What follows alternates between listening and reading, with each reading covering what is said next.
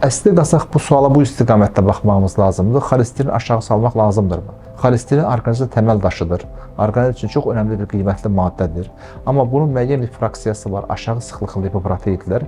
Bunlar ürək damar risklərini artırdığı üçün bunların xüsusi qrup xəstələrdə və yaxud da ailəvi genetik amillərə bağlı olaraq yüksək olduğu hallarda mütləq dərman müalicəsi ilə aşağı salınmaq lazımdır. Çünki yüksəlmiş xolesterin ateroskleroz dediyimiz ürək damar xəstəliklərinin, insult, infarkt riskini artıran bir maddədir.